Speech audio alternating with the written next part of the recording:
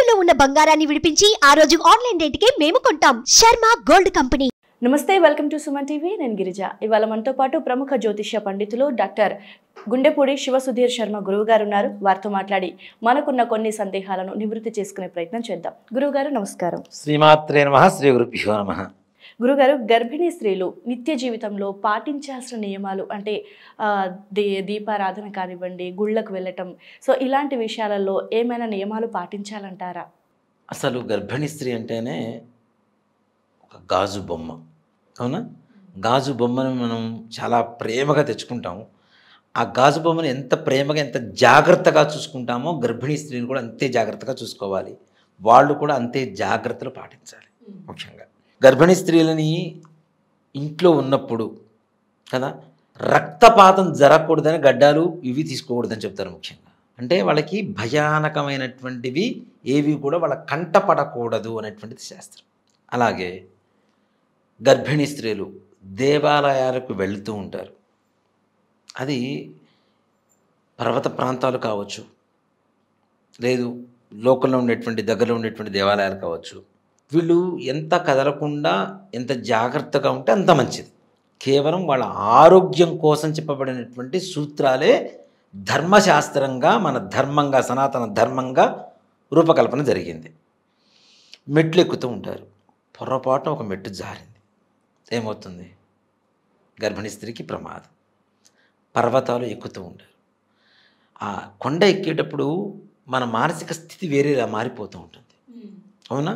అలాగే కొన్ని కొండ ప్రాంతాల్లో ఆక్సిజన్ లెవెల్స్ తగ్గిపోతూ ఉంటాయి. వాటి వల్ల వాళ్ళకి అనారోగ్య పరిస్థితేగా. వీళ్ళతో పాటు లోపల ఉండేటువంటి బిడ్డకు కూడా ప్రమాదమే. అలాగే దేవాలయాల్లో కళ్యాణోత్సవాలు, బ్రహ్మోత్సవాలు, ప్రతిష్టా మహోత్సవాల సమయంలో కూడా గర్భిణీ స్త్రీలు వెళ్ళరాదు. ఎందుకు? ఇలాంటి ప్రధానమైనటువంటి ఉత్సవాలు పండుగలు చేసేటప్పుడు పుష్పాండ బలి అని చెప్పి ఒక బలిస్తారు. ఏంటంటే గుమ్మడికాయని కొట్టేసి దాని మీద పసుపు కుంకుమ చల్లుతారు. అది కూడా చూడటానికి మనకి ఒక మనిషి మాంసాన్ని తీసి దాని మీద రక్త మాంసాలు ఎలా ఉంటాయో అలానే కనపడుతుంటుంది. ఆ గుమ్మడికాయ కోసి మన పసుపు కుంకాలు వేసినప్పుడు అది కూడా మానసికమైనటువంటి అస్థిమితికి కారణమవుతుంది. వీళ్ళ ఆలోచన ప్రతి ఒక్కటి, వీళ్ళ అలవాటు ప్రతి ఒక్కటి కూడాను లోపల ఉండేటువంటి పిండం మీద ప్రభావాన్ని చూపిస్తూ ఉంటుంది. నిజంగా అంటే కొంతమంది సైంటిఫిక్ రీజన్ చెప్తుంటారు డాక్టర్లు. ఒక గర్భిణీ స్త్రీ ఇంట్లో ఎక్కువగా పిల్లల ఫోటోలు పెడుతూ ఉంటారు. ఎందుకు అంటే వీళ్ళ ధ్యాస దేని మీద అయితే ఉంటుందో అలాంటి సంతానమే కలుగుతుంది అనేటువంటిది ఒక సైంటిఫిక్ రీజన్, డాక్టర్లు చెప్పేటువంటి రీజన్. అలాంటప్పుడు ఇలాంటివి కనపడకూడదనేగా మన శాస్త్రం చెబుతోంది. అంటే సాఫ్ట్గా ఉండాలి, సాత్వికంగా ఉండాలి, ఏదైనా వాళ్ళకు ఉండేటువంటి చుట్టూ వాతావరణం కూడా ప్రశాంతంగా ఉండాలి అనేటువంటి ఒక ఆచారం. డాక్టర్లు సైన్స్ అది నమ్ముతున్నప్పుడు మరి ఇది కూడా మనం తప్పనిసరిగా ఎప్పటి నుంచో, ఇప్పుడు కొత్తగా డాక్టర్లు ఫోటోలు పెట్టండి, పిల్లల ఫోటోలు పెట్టండి, అవి చేయండి, ఇది చేయండి అని చెప్తున్నారు. మన పూర్వీకులు మరి ఎప్పటి నుంచి ఈ రకమైనటువంటి ఒక సనాతన ధర్మంలో చెప్తూ ఉన్నారు కదా. దేవాలయాలకు ఇలాంటి పరిస్థితుల్లో వెళ్ళకండి, గర్భిణీ స్త్రీలు పర్వతాలు ఎక్కకండి, పర్వతారోహణం చేయకండి, కొండల మీద ఉండేటువంటి దేవాలయాలకు వెళ్ళకండి, ఇంట్లో భర్త కూడా ఈ షేవింగ్ చేసుకోకుండా ఏదైతే ఇది ఉంటుందో అవన్నీ కూడా ఏం చేసుకోకుండా ఉండడం కానివ్వండి. ఇలాగే ఇంట్లో మాట్లాడేటువంటి విధానం కూడా ముఖ్యంగా వాళ్ళని గట్టిగా అరుస్తూ గర్భిణీ స్త్రీలను, కొంతమంది భర్తను మాట్లాడేవాళ్ళు ఉన్నారు. నానా రకాలైనటువంటి మృగాలు కొంతమంది ఉన్నాయి ఈ లోకంలో, లేరా? ఎంతమంది లేరు? మరి సినిమాలో చూస్తున్నామంటే కొన్ని సినిమాటెక్గా ఉన్నవి కూడా నిజంగా జరిగినవే చూపిస్తున్నారు. కొన్ని చోట్ల సంఘటనల ఆధారితంగా తీసుకున్నవి చేస్తూ ఉంటారు. అంత క్రూరంగా వాళ్ళు ఆలోచించరు కదా. బయట జరుగుతున్నవే, బయట జనాలు క్రూరంగా ఉన్నారు కాబట్టి ఆ క్రూరత్వాన్ని దాంట్లో చూపిస్తున్నారు అంతే. వాడు ఒక మాట చెప్పారంటే ఇలాంటి క్రూరమైనటువంటి మాటలు మాట్లాడటం, అమంగళకరమైనటువంటి మాటలు మాట్లాడటం ఇలాంటివి ఇంట్లో జరగకూడదు, చేయకూడదు. ఎవరు తిట్టడం కానీ కొట్టుకోవడం కానీ. వాళ్ళకి ఆ గర్భిణీ స్త్రీగా ఉన్నప్పుడు వాళ్ళ సెన్సిటివిటీ పెరుగుతుంది, నాన్న కేర్ పెరుగుతుంది, సెన్సిటివిటీ పెరుగుతుంది. ఆ సెన్సిటివిటీ పెరిగినప్పుడు ప్రతి ఒక్కటి కూడా మైండ్లో ఇంజెక్ట్ అవుతూ ఉంటుంది. అక్కడ ఏం జరిగినా కూడా, చుట్టుపక్కల వాతావరణంలో ఏం జరిగినా అది మైండ్లో ఇంజెక్ట్ అవుతూ ఉంటుంది. దానివల్ల ఇలాంటి జాగ్రత్తలు తీసుకోవాలి. అంతేకాకుండా గర్భిణీ స్త్రీలు గాజులు వేసుకునేటప్పుడు వేసుకునేటప్పుడు కూడా శ్రీమంతం చేస్తాం మనం. చూడండి, ఒక గాజు పగిలిందంటే టక్కన మనకు బాధేస్తూ ఉంటుంది కదా. అలాంటప్పుడు కూడా వాళ్ళని చాలా జాగ్రత్తగా వాళ్ళని హ్యాండిల్ చేయాలి.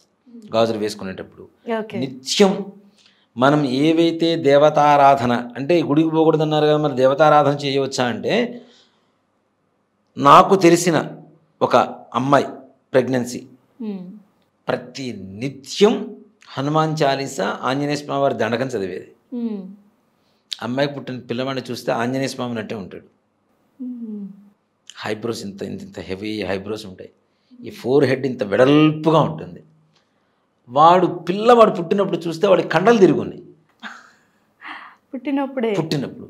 మరి దాని లక్షణం ఎంత వచ్చింది అంటే, మన మనస్సులో ఉండేటువంటి ప్రభావం లోపల ఉన్నటువంటి ప్రాణం మీద ఎంత ఉంది అని చెప్పడానికి ఇది ఒక నిదర్శనం చాలు మనకి. ఓకే.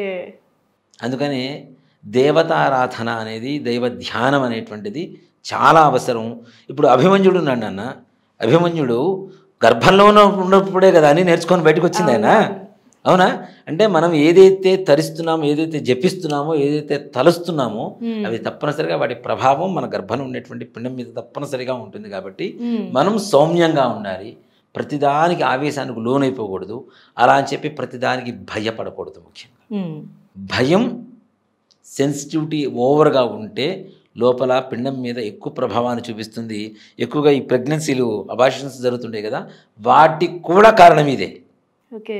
నిత్యం జరిగే కార్యక్రమాలు మన ఆలోచన విధానం, ఓవర్ థింకింగ్, ఎలా ఉంటుందో, ఏమవుతుందో, ఎలా ఉంటుందో, ఏమైపోతుందో. దేవుడు ఒక ప్రాణాన్ని నీ గర్భంలో పెట్టాడు, చక్కగా నువ్వు ప్రశాంతంగా దేవుడి మీద భారం వేసి నీ పని నువ్వు చేసుకో. నిజంగా చెప్పాలంటే నా పెద్ద కొడుకు పుట్టాడు. నా పెద్ద కొడుకు పుట్టిన తర్వాత చిన్న కొడుకు 6వ నెలలో మాకు తెలిసింది తన ప్రెగ్నెన్సీ అని. పెద్దవాడు ఉన్నప్పుడు జాగ్రత్తలు తీసుకున్నాం మంచిగా. చిన్నవాడు, మా అక్క వాళ్ళు వచ్చారు మా ఇంటికి. ఏంటే ఏదో తేడాగా ఉంది అంటే, ఏం లేదు వదిన, నేను ఇప్పుడు భోజనం చేశా కదా, అందుకని కొంచెం లావు కనపడుతున్నాను అని చెప్పింది మా ఆవిడ. లేదు పద అని చెప్పి డాక్టర్ దగ్గర తీసుకెళ్తే డాక్టర్ తిట్టింది, నీకు బుద్ధి ఉందా లేదా, 6 నెలల వరకు నీకు తెలియకుండా ఉందా. ఇప్పుడు చూస్తే మా చిన్నవాడు దృఢంగా ఉంటాడు. అదేంటి గురువుగారు మరి? అంటే ఆ సమయంలో తను హ్యాపీగానే ఉంది నాతో, ప్రశాంతంగా ఉన్నాం. అంటే పెద్దవాడు పుట్టాడు, ఆనందంలో ఉన్నాం, బారసాలు చేసాం, అంత ప్రశాంతంగా జరిగిపోతుంది. అంత ప్రశాంతంగా ఉంది కాబట్టి తెలిసినా తెలియపోయినా కూడా వాడు ఆరోగ్యవంతంగానే ఉన్నాడు. ఓకే.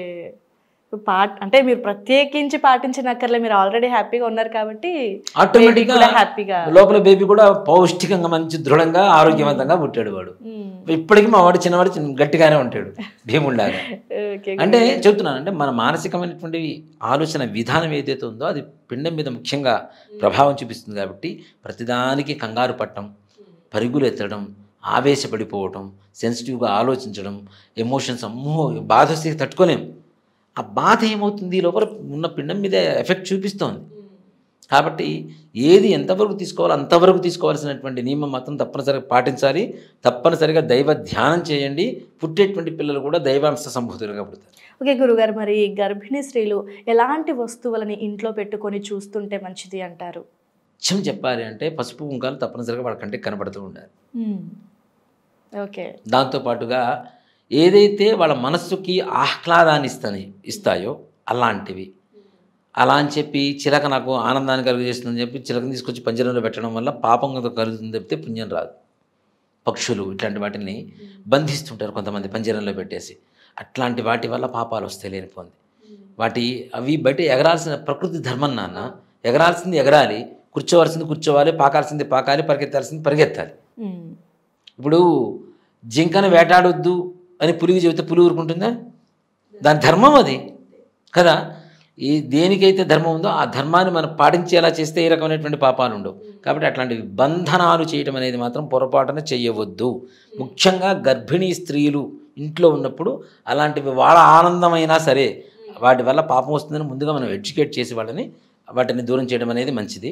అలాగే మంగళకరమైనటువంటి వస్తువులు ఉండాలి, పుష్పాలు చక్కగా ఉండాలి, సువాసనలు మంచిగా వెదజల్లుతూ ఉండాలి ఇంట్లో. తద్వారా పుట్టేటువంటి వాడి బుద్ధి కూడా సువాసనలు వస్తుంది. ఓకే గురువుగారు, గర్భిణీ స్త్రీలకి చాలా చక్కటి నియమాలు, చేయాల్సినవి చేయకూడనివి, అంటే ప్రతిరోజు నిత్యం జరిగేదే, అది అందరికీ తెలిసిందే, అయినా ఏదో తెలిసి తెలియక చేసే చిన్న పొరపాటు గర్భంలో ఉన్న బిడ్డ మీద పడకూడదు అంటే మీరు చెప్పిన నియమాలు పాటిస్తే సరిపోతుందని నాకు అనిపిస్తోంది. సో చూసే వీక్షకులు కూడా అర్థం చేసుకుంటారు. చాలా చక్కగా తెలియజేశారు గురువుగారు. ధన్యవాదాలు. శ్రీమాత్రే నమః. శ్రీ గురుభ్యో నమః.